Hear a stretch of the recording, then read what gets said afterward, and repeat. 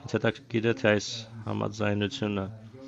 ինչպես է ազդում Թուրքիայի հետ ձեր հարաբերությունների վրա եւ արդյոք դուք վերականգնելու եք դիվանագիտական կապերը Թուրքիայի հետ, շնորհակալություն։ Ինչ խոսք։ Դա շատ ավելի դրական ընթացք է ապահովել Թուրքիայի հետ մեր հարաբերություններում, գիտեք, որ շատ դրական երկխոսություն ունենք մենք։ Ես կարծում եմ, որ արդեն ասացի, որ ես կարծում եմ, որ դիվանագիտական հարաբերությունների հաստատումը Թուրքիայի հետ եւ մեր Թուրքիայի հետ սահմանի բացումը ընդամենը ժամանակի հարց է։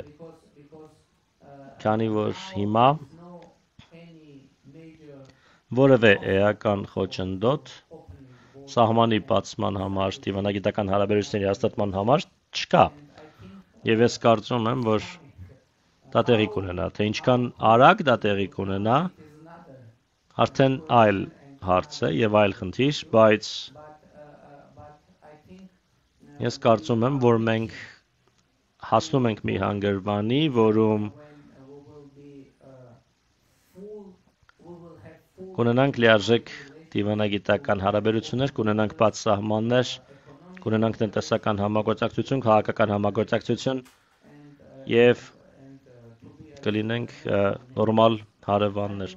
Ես հավատում եմ, որ այդ պահը մոտենում է, գալիս է եւ այդ պահը կգա շուտով, բայց տեստույգ երբ ես չեմ կարող ասել հիմա։ Շատ շնորհակալություն, իմ հարցը հետեւն է Հայաստանի սահմանադրության մեջ հղում կա Հայաստանի անկախության հռչակագրին, որում ասված է, որ հայկական ԽՍՀ-ն վերամիավորվելու է Լեռնային Ղարաբաղ շրջանի հետ եւ ես ուզում եմ հարցնել Ադրբեջանի հետ բանակցություններում դա խնդիր չեղավ, նախատեսվում է արդյոք այդ հղումը Հայաստանի սահմանադրության մեջ փոխել։ Շնորհակալություն։ Ադրբեջանը այդ հարցը բարձրացնում է, այդ թեման բարձրացնում է, բայց իրավիճակը հետևյալն է 2024 թվականին Հայաստանի սահմանադրական դատարանը որոշեց եւ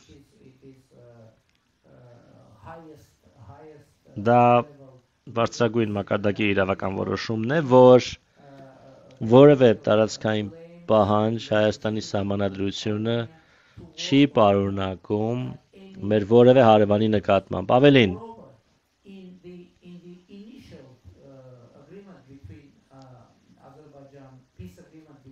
Հայաստանի եւ Ադրբեջանի միջև խաղաղության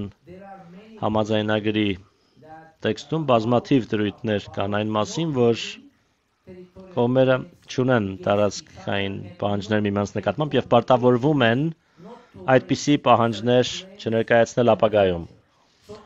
Ուստի ես ի նկատի ունեմ, որ խաղաղության պայմանագրում, որը նախաստորագրված է արդեն բոլոր հնարավոր թեմաները, առերևույթ թեմաները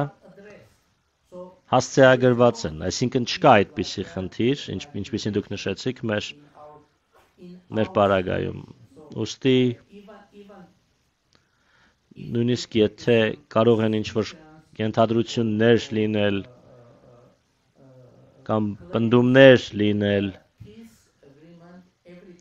խաղաղության պայմանագիրը բոլոր հարցերին անդրադառնում է։ Իմիջայլոց